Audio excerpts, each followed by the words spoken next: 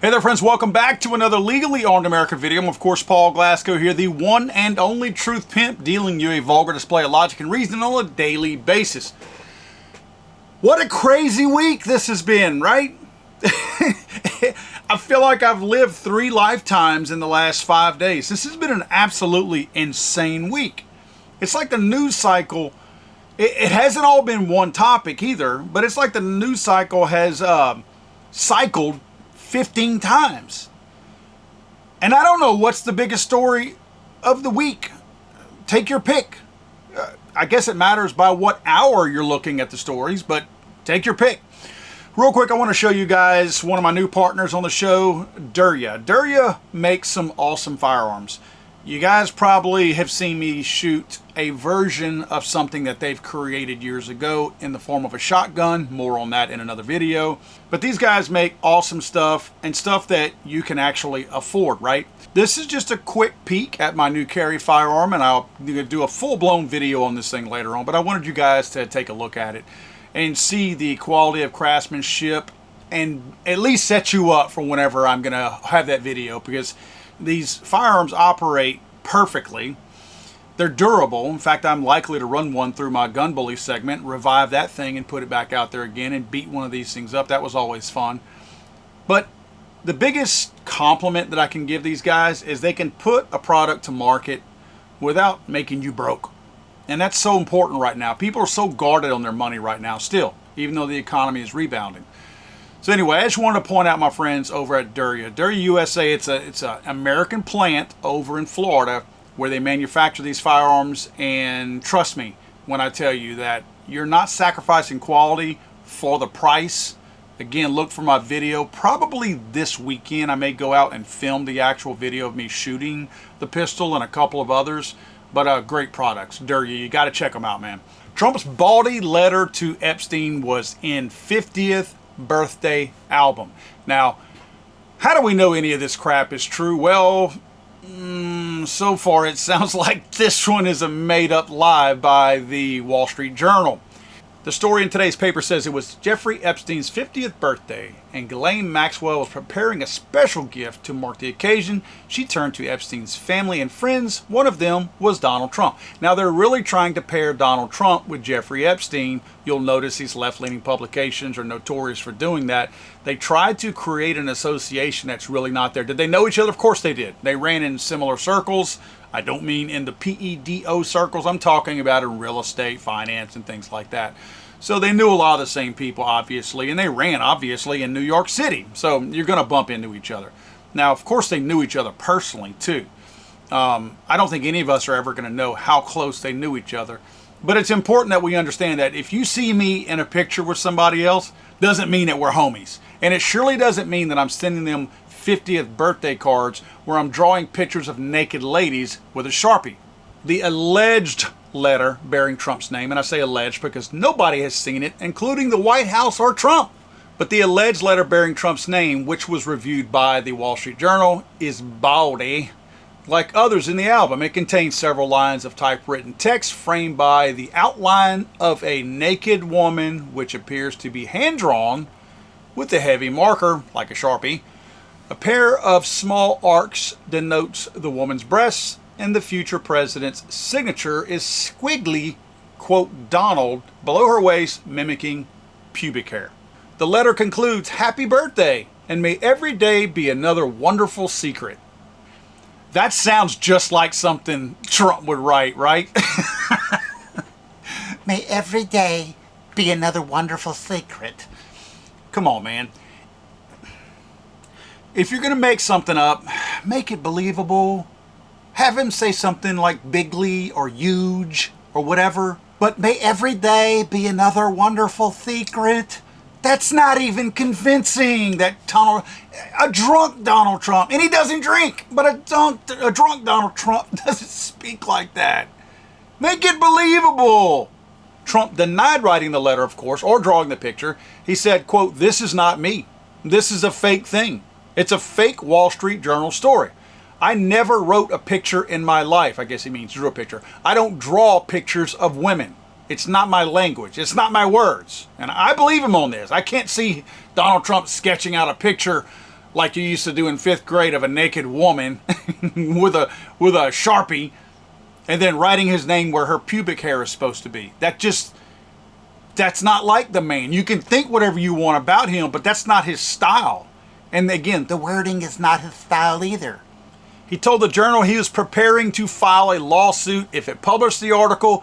And he says, I'm going to sue the Wall Street Journal just like I sued everyone else. And let me tell you something. Donald Trump has a really good track record of suing people whenever they lie on him. And in this case, I do believe the Wall Street Journal is making this completely up. They're trying to sell newspapers. Look, print is irrelevant.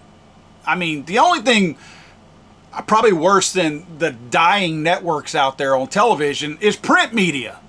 So these people are desperate for somebody to buy their rag. And this is one way that they're doing it. Now, the White House was quick to point all this out. Carolyn Levitt said the Wall Street Journal published a hatchet job article with a fake birthday letter that is supposedly from 2003. This is like the Steele dossier that kickstarted the Russia hoax all over again. The Wall Street Journal refused to show us the letter and conceded they don't even have it in their possession when we asked them to verify the alleged document they're basing their entire fake story on. So they put this whole story out on a letter that's supposed to exist, that somebody described to them. And they ran a story on it without verifying it. Without even getting an actual official statement from Trump on this. That's what actual journalists, I don't mean people like Wall Street Journal and most of the people out there today. They're all op-ed people. I'm talking about real journalists from the past. I'm talking decades ago, not now. There aren't any now. That's what real journalists do. They take a story, especially if you don't have the evidence, like the actual letter in your hand. You take it from the person who's accusing it or making the accusation, and then you go to the opposite side and you ask them for a statement. Would you like to put out a statement on this? What's your comments on this? They can give you a no comment, but in most cases they'll give you a statement. They didn't even have the professionalism. Is that even right to say regarding the Wall Street Journal? They didn't even have that to be able to go to Trump and say, first of all, they didn't have a copy of the letter, so Trump's obviously going to dismiss them. But even if they did, would they have gone to Trump and asked for his statement? But they didn't even get a statement from him until afterwards. He's making these statements after this story had already come out. And again, he's going to sue them. Remember George Snuffleupagus? He paid $15 million, I believe, ABC did, for George making up lies. These people, CBS, I believe he sued them over Kamala Harris's thing getting edited for the election. Trump has a really good track record when these people lie and make stuff up and try to make him look bad. So I have a feeling he's going to he might own this this newspaper before it's all said and done and just shut it down completely because it's not worth anything anyway. Now, Natalie Winters pointed something really interesting out that I ran across. While the Wall Street Journal reporter behind the Trump Epstein story was conveniently behind bogus Stormy Daniels reporting too. She, of course, provides the receipts. More than 6 years ago, Wall Street Journal reporters Joe Palazzolo and Michael Rothfield broke the story that ahead of the 2016 election, former Trump fixer Michael Cohen had facilitated a $130,000 payment to adult film star Stormy Daniels in exchange for her silence. They go on to say that this helped set in motion the first criminal prosecution of former president. Well, if you go back and look at the actual article from today, you will see that she is indeed right, because Joe Palazzolo was one of the co-authors of this article and this bogus letter to Jeffrey Epstein on his 50th birthday. Now, I always like to check in and see what my favorite African American is thinking about some of the more current things. I'm talking about Elon Musk. And Elon actually came out and said, in reference to this letter, that doesn't sound like that's the way Donald Trump talks. So he's kind of backing up Trump by saying, Elon does know the guy. I don't care what kind of little spat they might have between them. I think he's fair. And for him to come out and say, yeah, that doesn't sound like Trump, I think was a pretty admirable thing for him to do. Because he could easily have taken the low road and said, oh yeah, that sounds just like something he would say.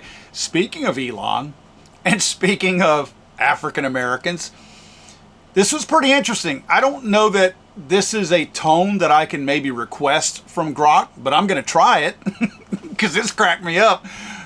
Grock was asked if this was real, and this is what Grock had to say. Note the tone. Yo, that letter, fake as a $3 bill for shizzle. It don't vibe with Trump's straight talk flow or his Sharpie scribbles. No pick for that signature check. Allies say it ain't his style. Wall Street Journal dropping DOJ claims, but timing amid Epstein drama got me side-eyeing. Trump denying hard and suing. That's the real talk, my nizzle. That's Grock. Again, I don't know how I can request that tone or that theme with his delivery, but I'm sure going to find out. In fact, I may just go to that post and ask Grock, how do I get you to address me like that? Because that cracked me up. Grock is my new nizzle.